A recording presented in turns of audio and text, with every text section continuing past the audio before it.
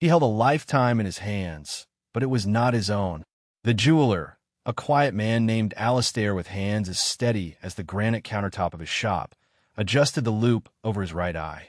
The watch was old, a gold-plated timepiece from a bygone era, its face scratched, its band worn.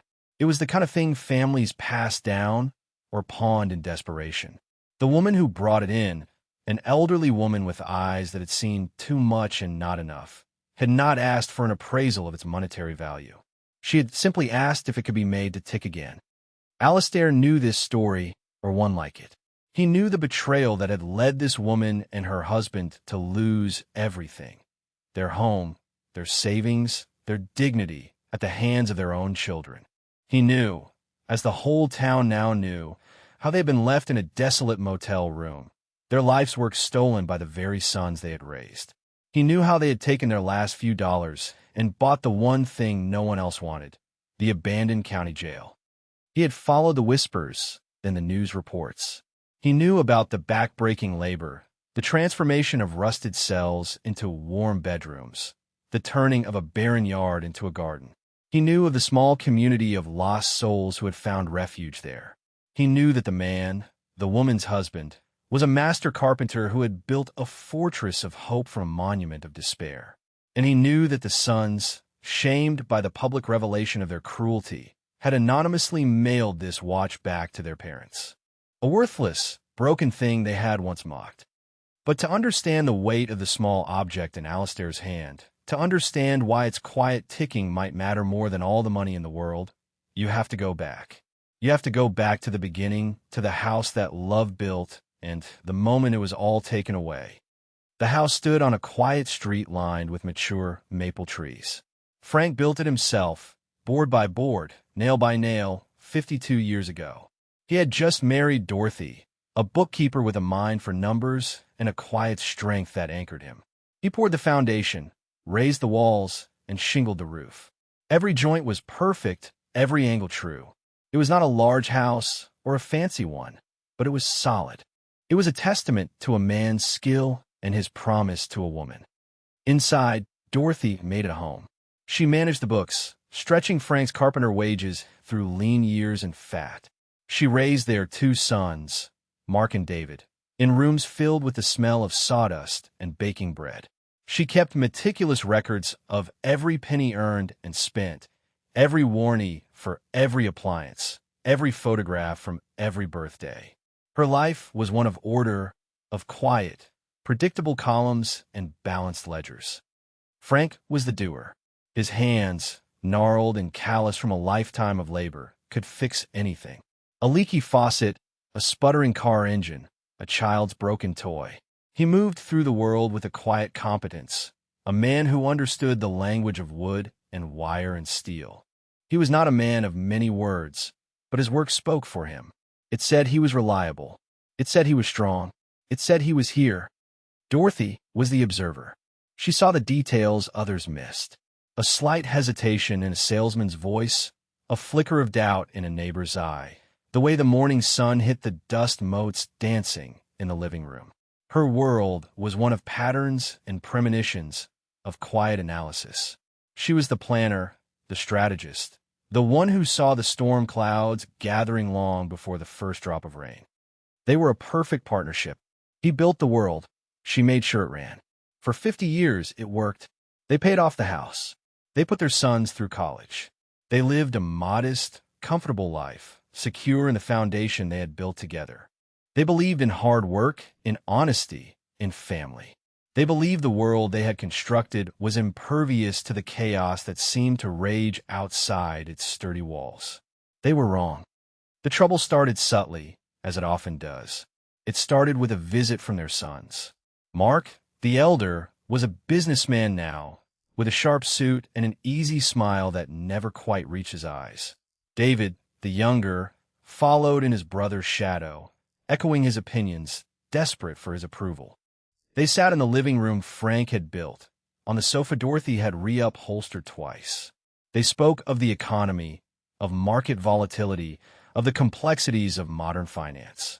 They used words like asset protection and estate planning. They painted a picture of a dangerous world, a world where an elderly couple's life savings could vanish overnight.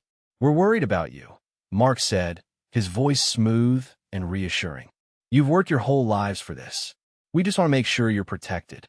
Frank, who had never trusted a man who couldn't swing a hammer, was skeptical. "We're fine," he grunted. "House is paid for. We have our pensions." Dorothy, the observer, felt a knot tighten in her stomach. She watched Mark's eyes dart around the room, not with nostalgia, but with appraisal. He wasn't looking at a home. He was looking at an inventory. She saw the way David fidgeted, unable to meet her gaze. "It's more complicated than that, Dad," David said, parroting a line he had clearly been fed. "There are taxes, liabilities. What if one of you gets sick? The cost could wipe you out." For weeks, they kept it up. Phone calls, more visits. They brought charts and graphs. They spoke of a special trust, a legal framework that would shield the assets from any possible threat. A way to put everything in a secure place, managed by Mark's firm, where it would be safe. "We'll handle everything," Mark promised. "The bills, the maintenance. You won't have to worry about a thing. You can just relax and enjoy your retirement. You've earned it." The idea was seductive. To be free from worry. To be taken care of. Frank and Dorothy had spent their lives taking care of others. The thought of letting go, of trusting their sons to carry the burden, was a powerful lure. The world had grown more complicated than the one they knew. Maybe their sons were right. Doubt is a corrosive agent. It eats away at certainty, one tiny particle at a time. Frank saw Dorothy's weariness. He saw the lines of worry etched around her eyes. He loved his wife. He wanted her to be happy. Dorothy saw Frank's pride warring with his exhaustion. He was 78. The house, once a source of pride, was now a source of constant work. The roof would need replacing soon. The furnace was acting up. He was tired. "Maybe they're right, Frank," she said one evening, the pile of glossy brochures from Mark's firm sitting on the coffee table between them. "Maybe it's time we let them help." It was the moment the sons had been waiting for. The surrender. A few days later, they returned with a lawyer and a thick stack of papers.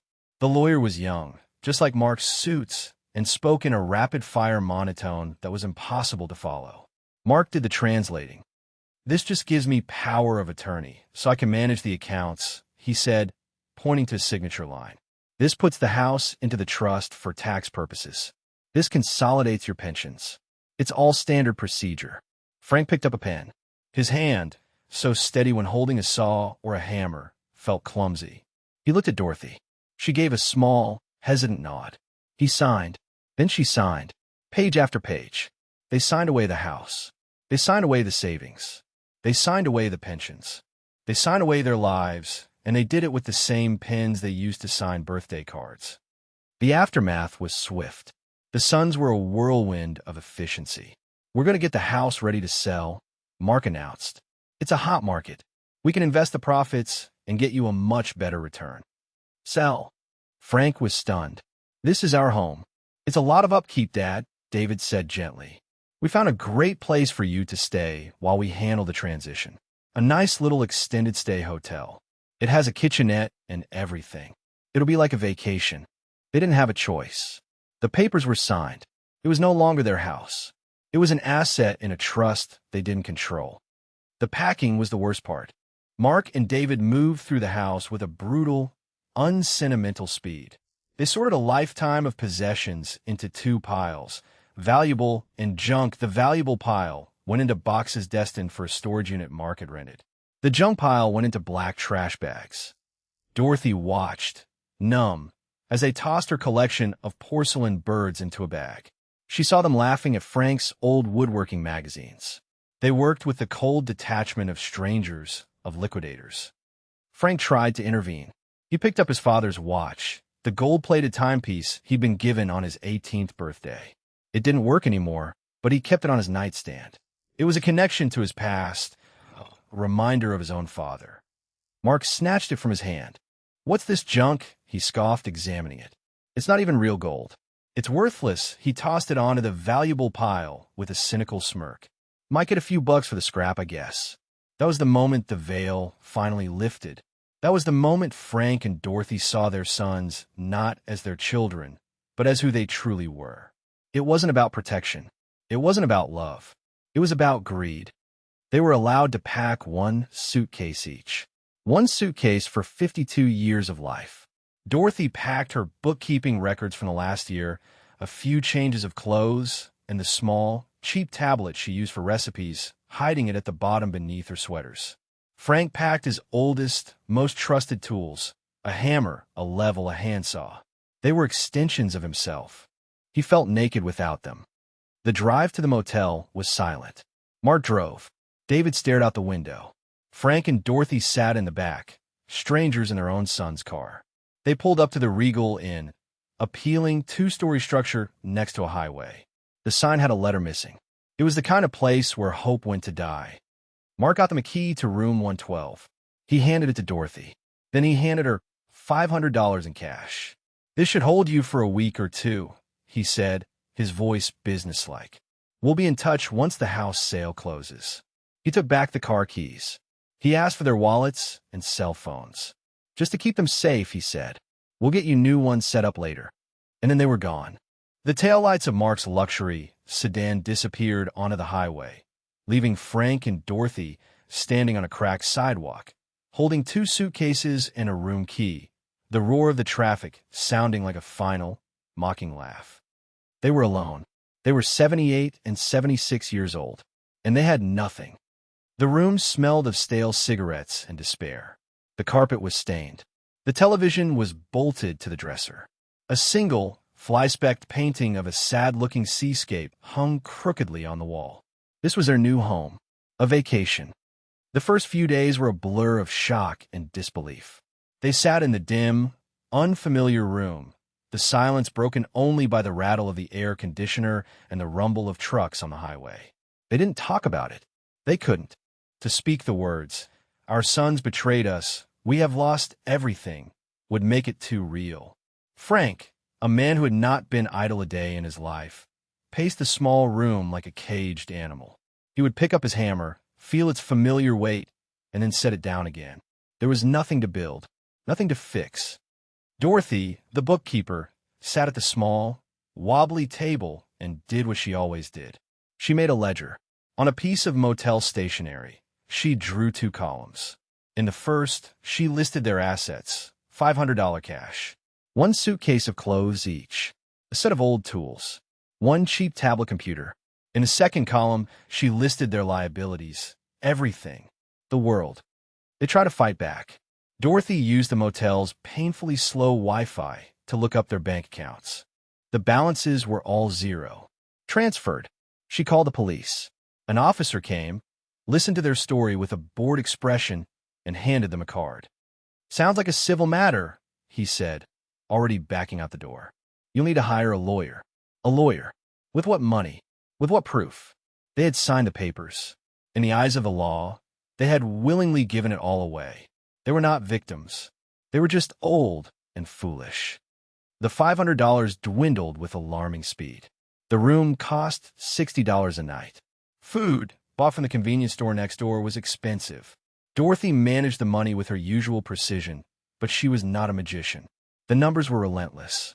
The ledger told a story of impending doom. 1 week passed, then 2. No word from the sons. The calls they tried to make from the payphone went to voicemail. They were being erased. The day the money ran out was a Tuesday. Dorothy counted the cash one last time.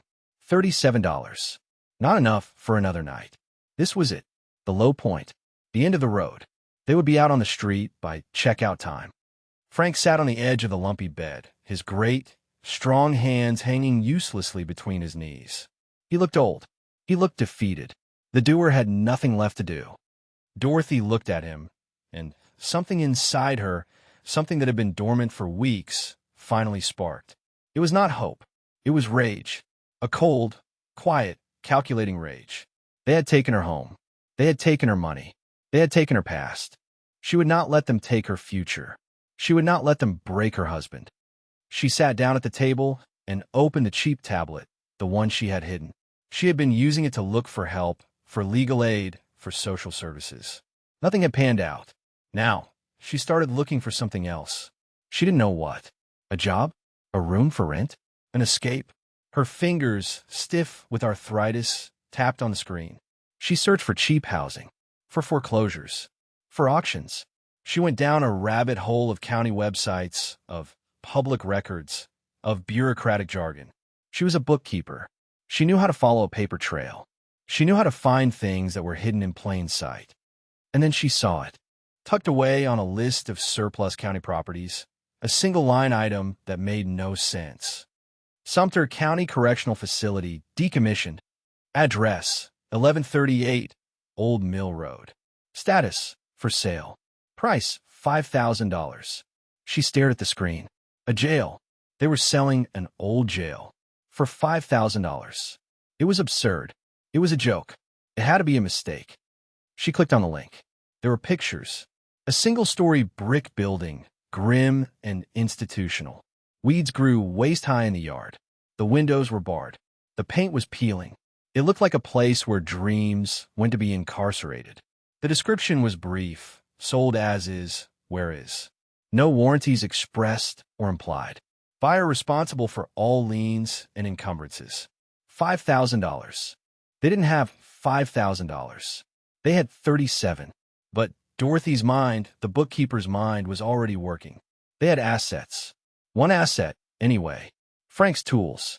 They were old, but they were high quality. A master carpenter's tools. They had value. And she remembered something else. In the bottom of her suitcase, tucked inside a copy of David Copperfield, was an emergency stash. $4,980. Cash she had been siphoning off from the grocery money for 40 years.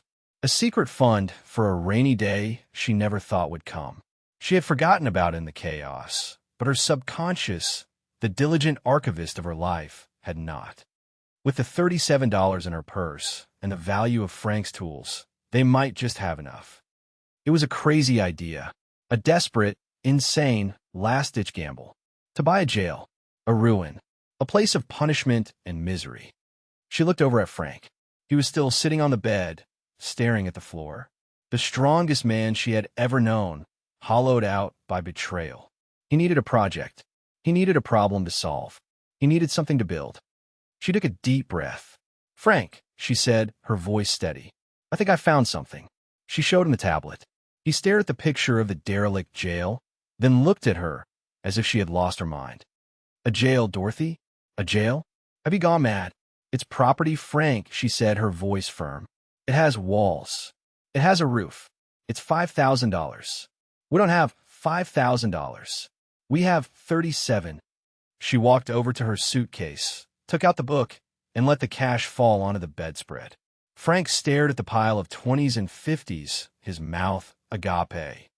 "For a rainy day," she said simply. "It's raining."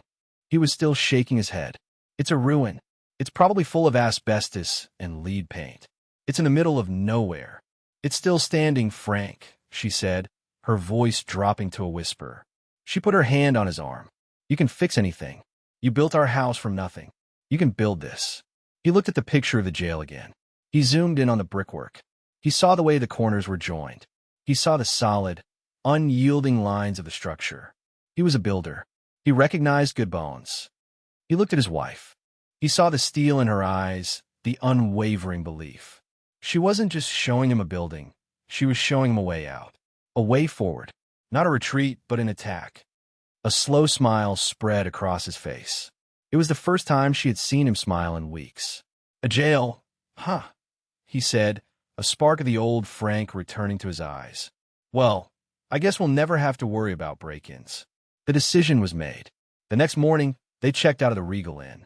They took a taxi to a pawn shop, where Frank, with a heavy heart, sold a portion of his beloved tools. It was just enough to get them over the $5,000 mark. Then they took another taxi to the Sumter County Administrative Building.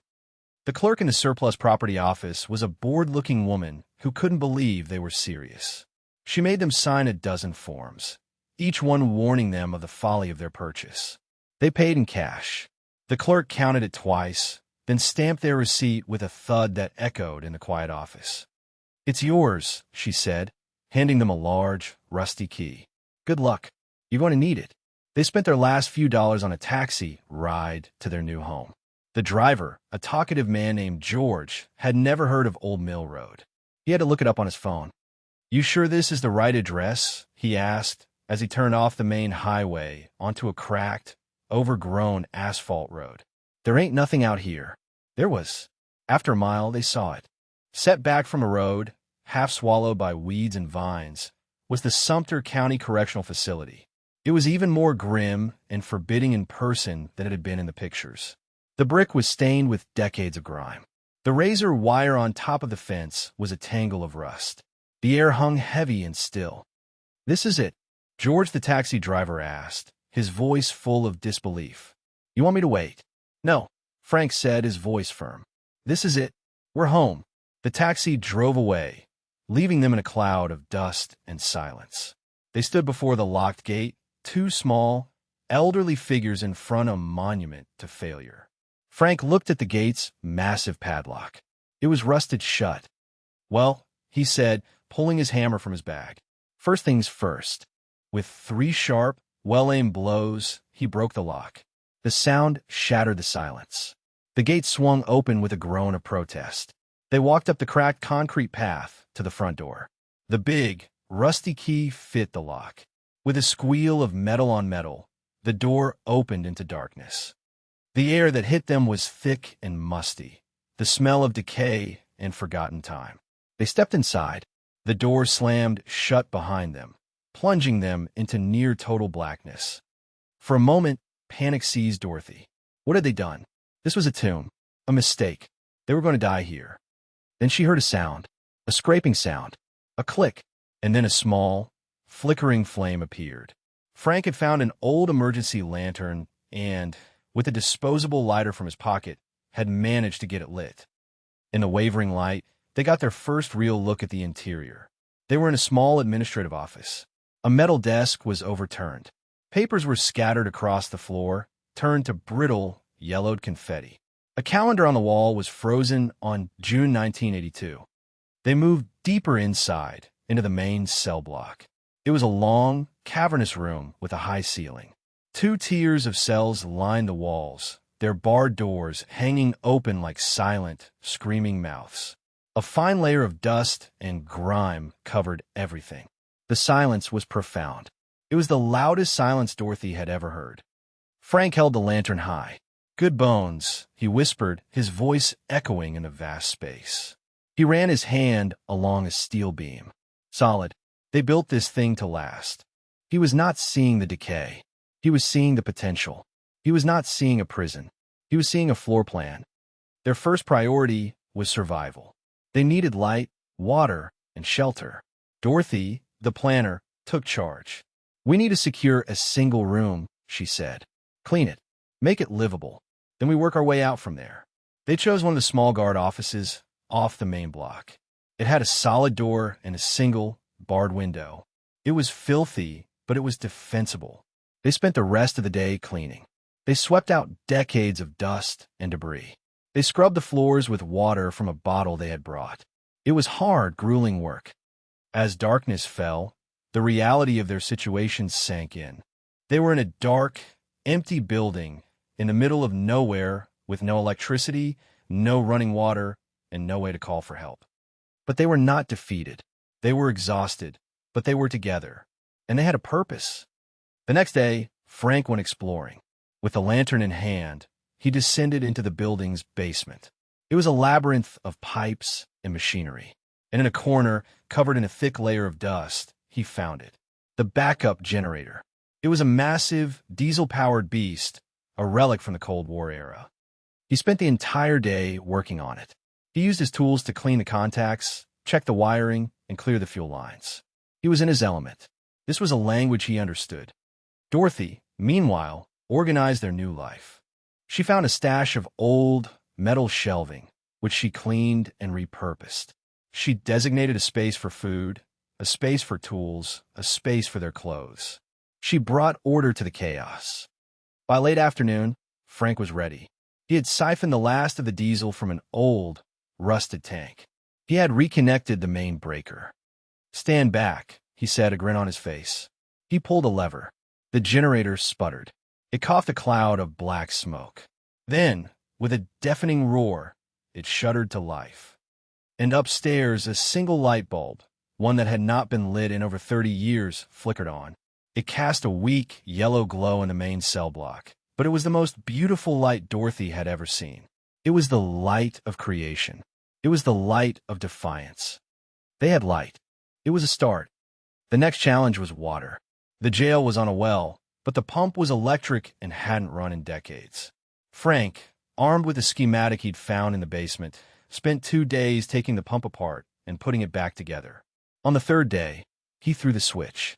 After a long, groaning minute, water, rusty and brown at first, then clearer and clearer, gushed from a utility tap in the basement. They had light. They had water. They were building a life. But their supplies were dwindling. The few cans of beans and crackers they had bought were almost gone.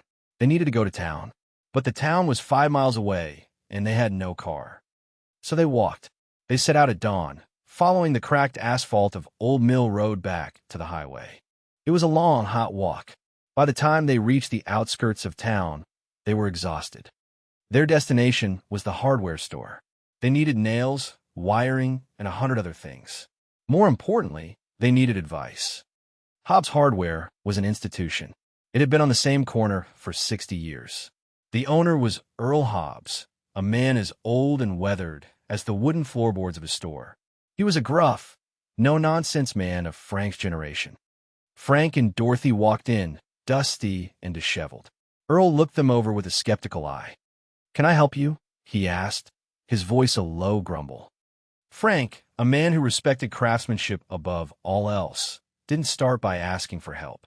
He started by admiring the store. "You've got a good selection of hand tools," he said, picking up a vintage distance saw. "They don't make them like this anymore." Earl's expression softened slightly. "You know your tools," he said. It was a statement, not a question.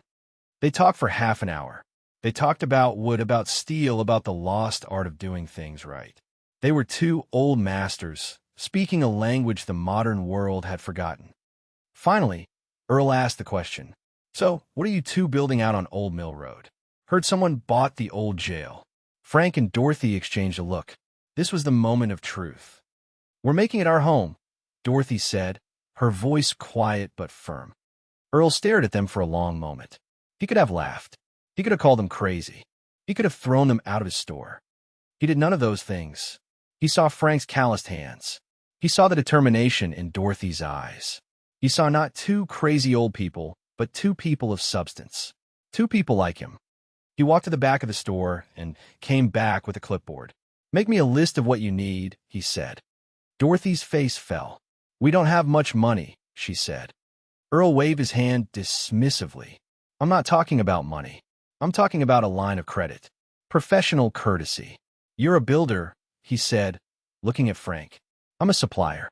We'll work something out. Pay me when you can." It was not charity. It was an act of solidarity.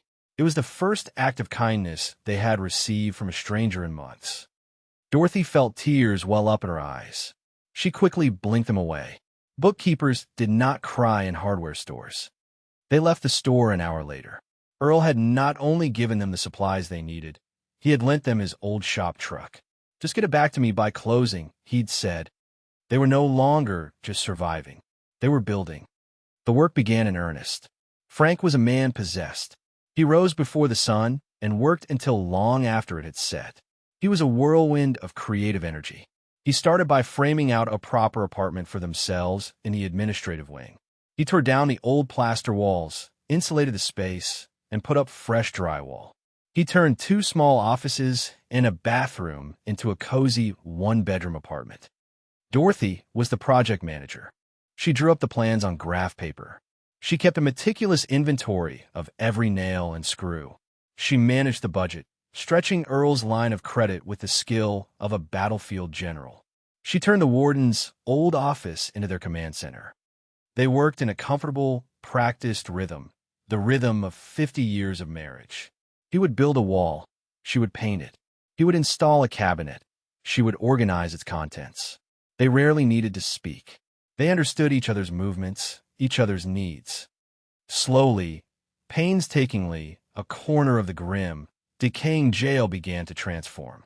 It began to look like a home. They had a kitchen with a second-hand stove and refrigerator bought from a junk shop. They had a bedroom with a real bed. They had a small living room with 2 comfortable chairs they had salvaged and repaired. But the rest of the building remained a dark, cavernous shell. The cell block, with its 2 tiers of empty cages, was a constant, oppressive reminder of the building's past. "What are we going to do with all this space?" Dorothy asked one evening, as they sat in their new living room, the roar of the generator a constant companion. Frank looked out the window across the dark yard. "I don't know," he said, "but it feels wrong to let it go to waste." They didn't have to wait long for an answer. The answer arrived in the form of a beat-up Honda Civic that pulled up to their gate one afternoon. A young woman got out. She was young, no more than 20. She was also visibly pregnant, and she had a fresh bruise on her cheek. She approached the gate cautiously, like a frightened deer. Dorothy went out to meet her. "Can I help you?" Dorothy asked. The young woman looked at the ground. "I heard a story in town," she said, her voice barely a whisper. "About this place. About you. They said you were taking people in." Her name was Maya. She had been living with her boyfriend, the father of her baby. He had a temper. The bruise on her cheek was his latest apology. She had finally worked up the courage to leave, but she had nowhere to go. The local shelter was full. Someone there had told her the crazy rumor about the old folks who were fixing up the jail. Dorothy looked at the girl. She saw the fear in her eyes, but she also saw a flicker of defiance. She saw herself standing on a motel sidewalk with nowhere to go. She looked back at the jail, at the home she and Frank were building. It was a place built from rejection, from being cast aside. "The gate's open," Dorothy said. Maya was the first. She was not the last. Word began to spread, not through any official channels, but through the quiet, underground network of the lost and the broken. The whispers in the homeless shelters, the gossip at the free clinics, the talk in the back rooms of rundown bars. There was a place, an old jail, run by an old couple, a place where you could be safe. A week after Maya arrived, a young man named Leo showed up. He had been kicked out of his home by his religious parents when they found out he was gay. He was smart and funny and had a passion for gardening. He looked at the barren, weed-choked prison yard and saw not a wasteland, but a blank canvas. He started small, with a few tomato plants he bought with money here and doing odd jobs in town. He tilled the hard, compacted soil. He built raised beds from scrap lumber Frank gave him. Slowly, miraculously, the desert began to bloom. Then came Gene, a retired electrician who had lost his pension in a corporate bankruptcy. He was living in his car. He heard about Frank and Dorothy from Earl Hobbs. He showed up one day with his tools and a weary smile. "Heard you might need a hand with the wiring," he said. Gene was a godsend. With his help, they began the monumental task of rewiring the entire building. He and Frank were a perfect team, 2 old masters from different trades, working together with a shared language of competence and pride. The cell block, once a place of despair, became a hub of activity. Frank, with Gene's help, began to convert the cells into small, simple apartments. They weren't large, but they were clean and safe and private. Each cell became a small studio with a bed, a desk, and a door that locked from the inside. A community began to form. An ecosystem. Maya, whose baby was due soon, took over the kitchen. She was a phenomenal cook, and she organized the meals with a cheerful efficiency. Leo's garden began to produce enough vegetables to feed everyone. Gene got the plumbing working in the old communal shower block. It was a strange, motley crew, a collection of society's cast-offs. A pregnant teenager, a gay runaway, a bankrupt pensioner, and 2 elderly people who had been betrayed by their own family. They were the broken toys, the discards. But here, in the shadow of the old jail, they were building something new. They were building a home. They were building a family. Dorothy, the bookkeeper, watched it all unfold. She was the quiet center of this new universe. She kept the books. She managed the supplies. She settled disputes. She was the observer, and she saw everything. She saw the way Leo's shoulders relaxed when he talked about his plans for a compost heap. She saw the way Maya glowed with health and pride as her belly grew. She saw the way Jean and Frank would laugh together over a shared problem, their heads bent over a wiring diagram. She saw that they were not just fixing a building. They were fixing people. They were fixing themselves. This place, born of betrayal and desperation, had become a sanctuary, a place of healing, a place of purpose. It was in the middle of this period of quiet, productive growth that Dorothy realized something important. Their story, this strange journey they were on, had power. It resonated with people. It was a story of resilience, of defiance, of finding value in things and people that society had deemed worthless. If you've made it this far in their story, it's because some part of it resonates with you, too. It's a reminder that even when things seem hopeless, there's always a way forward. If you believe in the power of building, of creating something from nothing, then hit that subscribe button. Let us know in the comments. What would you have done in their position? What worthless thing in your life holds the most value? The story continued to write itself day by day. Life in the jail settled into a new kind of normal. A rhythm of work and rest, of shared meals and quiet conversations. Frank and his small team of apprentices, Leo, had a surprising knack for carpentry, were making steady progress on the cells. They had converted 6 of them into livable, if Spartan, apartments. The community was growing, not just in numbers but in spirit. They had movie nights in the common room, projecting old films onto a whitewashed wall. Leo's garden was producing a surplus of zucchini and tomatoes, which Maya turned into sauces and breads. They had a purpose. They had each other. But the outside world, the world that had cast them out, had not forgotten them. The threat arrived in a pristine, county-owned sedan. It arrived in the form of a man named Caldwell from the Sumter County Code Enforcement Office. He was a man in his 40s, with a neat little mustache and an air of self-importance. He carried a clipboard like a weapon. He had received an anonymous complaint. Unpermitted construction, illegal dwelling, unsafe living conditions, the words were cold and bureaucratic. Caldwell was not impressed by what he saw. He did not see a community. He did not see a sanctuary. He saw a long list of violations. He walked through the building, making little check marks on his clipboard. Improper wiring, he muttered in the cell block. Lack of secondary egress, he noted in one of the converted cells. Non-compliant plumbing fixtures, he declared in the shower room.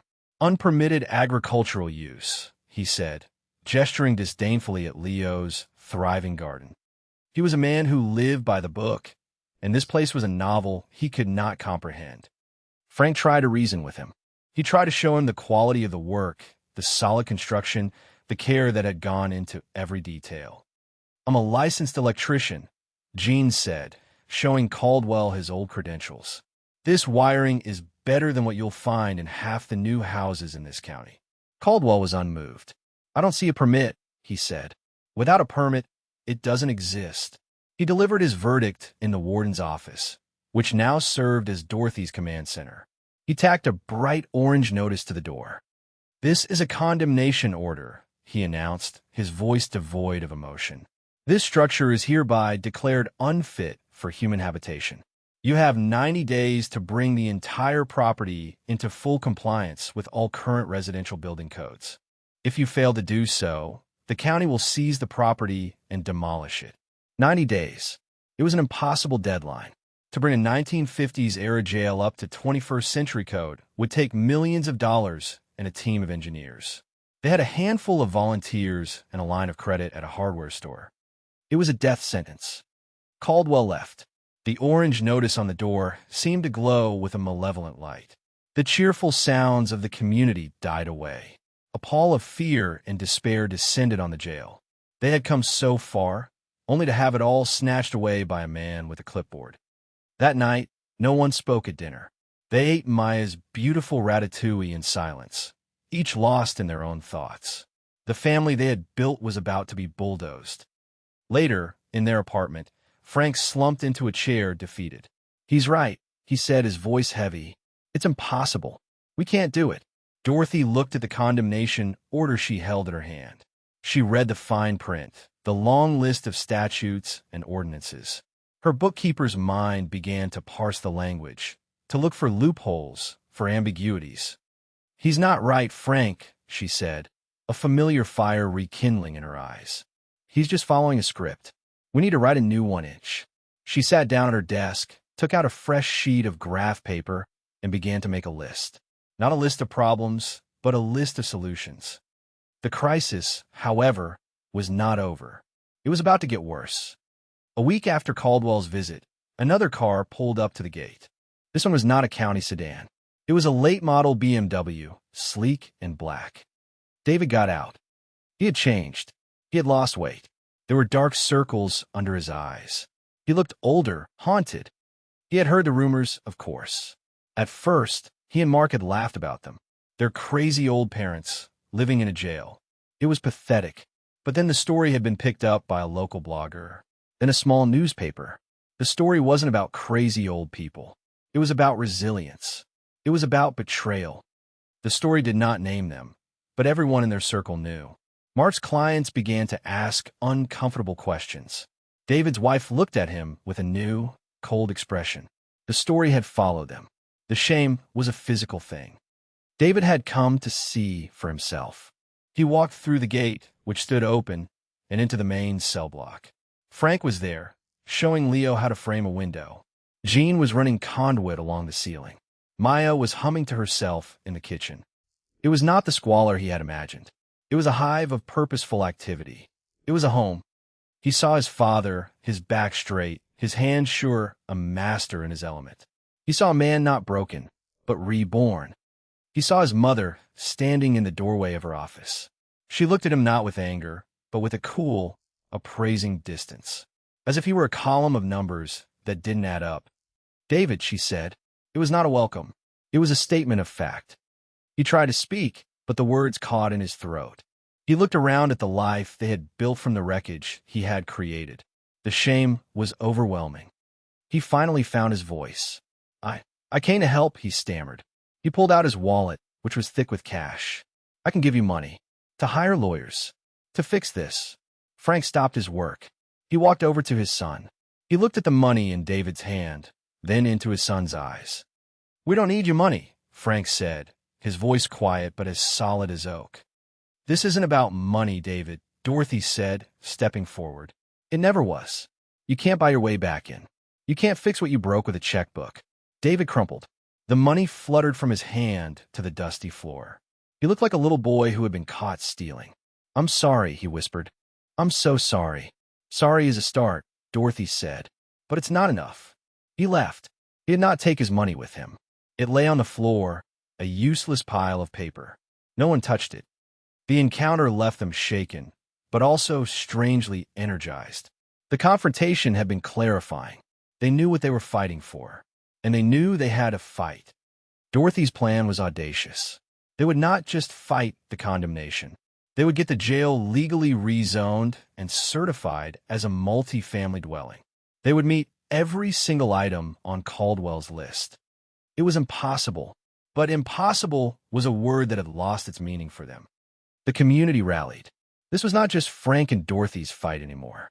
It was everyone's. Their home was at stake.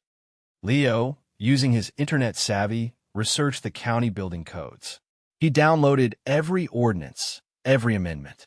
He created a massive spreadsheet, cross-referencing Caldwell's list with the legal requirements. He found precedents, loopholes, and alternative compliance paths. Jean, the electrician, drew up a complete wiring plan for the entire building, a work of art that was both beautiful and technically flawless. But they needed more help. They needed more hands. They needed more expertise. Earl Hobbs was the key. He had been following their story with a mixture of pride and concern. When he heard about the condemnation order, he acted. He called a meeting at his hardware store. He invited every tradesman he knew. Plumbers, roofers, insulators, masons. Old-timers, mostly. Men like him and Frank. Men who had been pushed aside by a world that valued speed over quality. He stood on a crate in the middle of his store, surrounded by a crowd of 20 grizzled, flannel-clad men. He told them the story of Frank and Dorothy. He told them about the jail. He told them about the community they had built. And he told them about the 90-day deadline. This isn't about charity, he said, his voice rumbling through the store. This is about craftsmanship. This is about dignity. One of our own is under attack. They're trying to tear down something good, something real. We are not going to let that happen. A retired plumber named Sal, a man famous for his grumpy disposition, was the first to speak. So when do we start? It was a barn-raising, 21st century style. For the next 80 days, the old jail was a whirlwind of activity. Every day, a new truck would pull up, a new tradesman would get out, tools in hand. Sal and his crew replumbed the entire building, installing new, water-efficient fixtures. A roofer named Mike patched the roof for the price of materials. A team of insulators blew modern, fire-retardant insulation into the walls. Frank was the general contractor, the maestro of this symphony of construction. He directed the work with a quiet, confident authority. He was in his element, surrounded by men who spoke his language, who shared his values. Dorothy was the logistics chief. She coordinated the schedules, ordered the materials, and kept the coffee pot full. Her office was mission control, its walls covered in blueprints, permits, and timelines. It was a race against time. Every day was a battle. They faced setbacks. A crucial delivery was delayed. A hidden structural problem was discovered, but they did not falter. For every problem, they found a solution. For every obstacle, they found a way around. The community they were saving saved them in return. Maya organized a legion of volunteers to cook for the work crews. Leo's garden provided fresh salads and vegetables. The people who had come here seeking shelter were now the ones providing the support that made it all possible. As the 90-day deadline approached, the impossible began to look possible. The building was transformed. The wiring was perfect. The plumbing was flawless. Every I was dotted, every T was crossed. On the 89th day, they were ready. Dorothy called Mr. Caldwell's office. "We're ready for our final inspection," she said. The day of the inspection dawned clear and bright. A nervous energy filled the air. Everything they had worked for, everything they had built, came down to this. Mr. Caldwell arrived at 10 o'clock sharp. He had the same clipboard, the same air of self-importance. He clearly expected to find a few cosmetic changes, a failed attempt to comply. He expected to sign the final demolition order and be done with it. Frank, Dorothy, Jean, and Earl met him at the door. "We're ready for you," Dorothy said, her voice calm and steady. Caldwell started his inspection. He began with the wiring. He pulled out a sophisticated testing device. He checked the outlets. He inspected the breaker box. Jean stood beside him, silent, his arms crossed. Caldwell's eyebrows began to rise. The wiring wasn't just compliant. It was perfect. It exceeded the code requirements. He moved on to the plumbing. He turned on faucets, flushed toilets. The water pressure was excellent. The drainage was flawless. Sal, the grumpy plumber, gave him a little wave from the end of the hall. He checked the insulation, the fire suppression system, the emergency exits. He went from room to room, his check marks becoming more and more hesitant. He went into one of the converted cells. It was now a clean, bright studio apartment. He checked the window. It was a new, egress-compliant model. He checked the smoke detector. It was hardwired into the central system. He walked through the common areas. The kitchen was spotless, with commercial-grade, stainless steel surfaces. The common room was bright and airy. He went outside. He looked at Leo's garden. It was now a model of urban agriculture, complete with a drip irrigation system and a composting area. Leo had a copy of the relevant agricultural zoning variants ready for him. Caldwell was silent for a long time. He walked through the entire building one more time, not as an inspector, but as a man trying to understand what he was seeing. He saw the quality of the craftsmanship.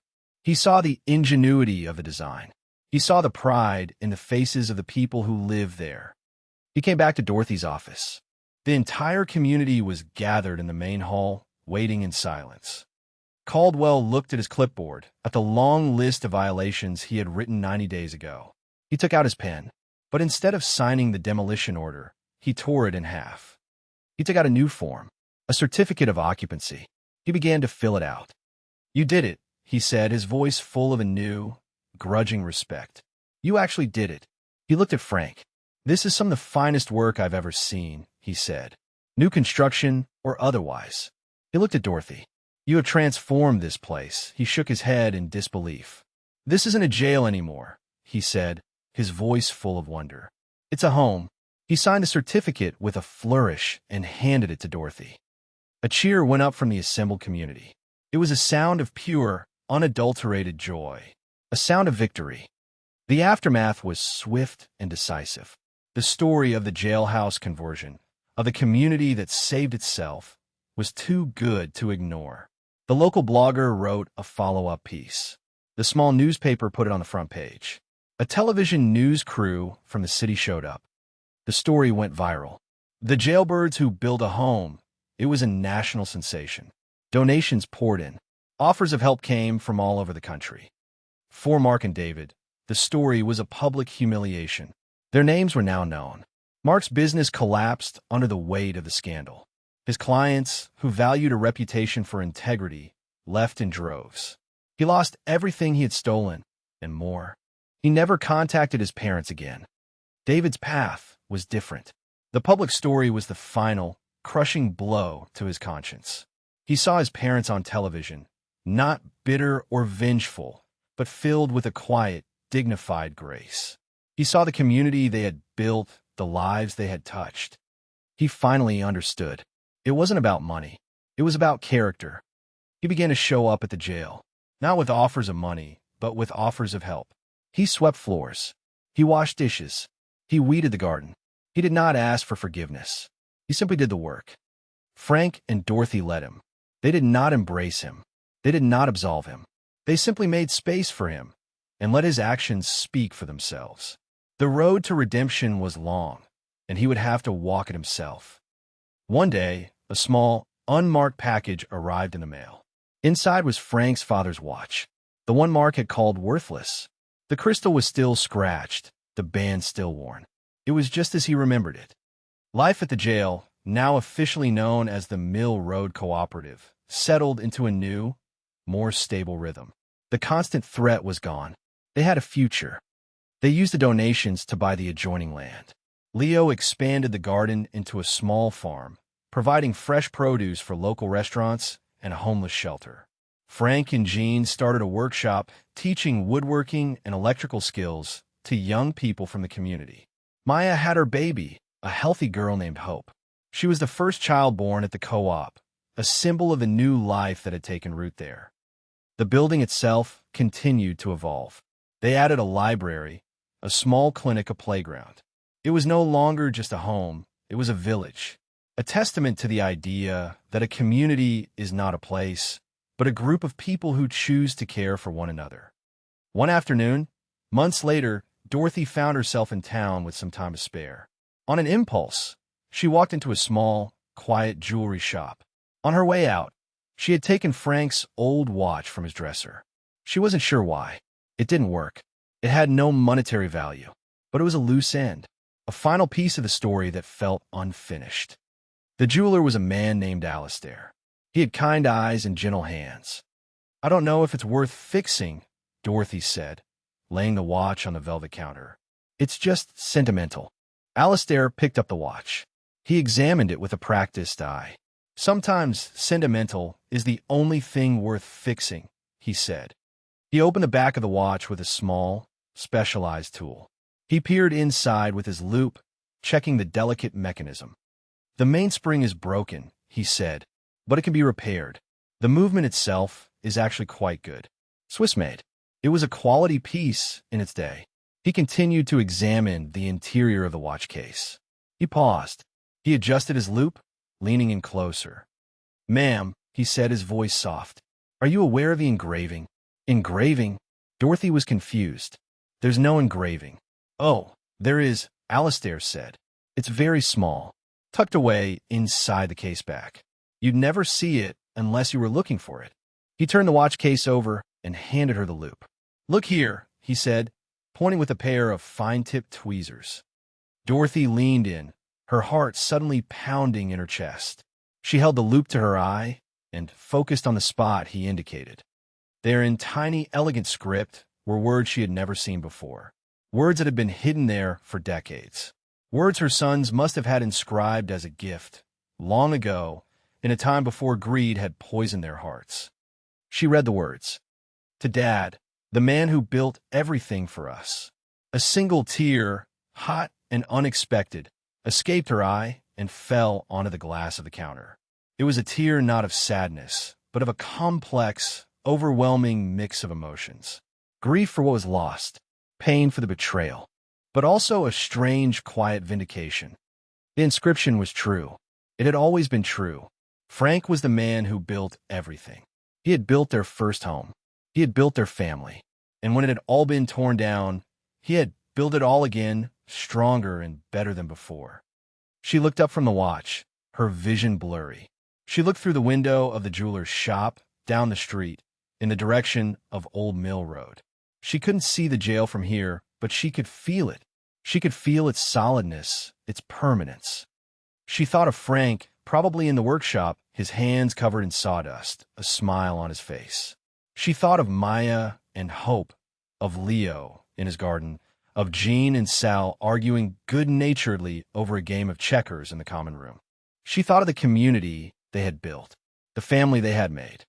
The watch was a relic of a past that was gone forever, a sad, broken reminder of a love that had failed. Her new life, their real life, was waiting for her back at the jail. "Thank you," she said to Alistair, her voice thick with emotion. "But I don't think it needs fixing after all." She left the watch on the counter. She didn't need it anymore. She walked out of the shop and into the late afternoon sun, her posture straight, her steps sure. She was going home. The light was on. It was always on now.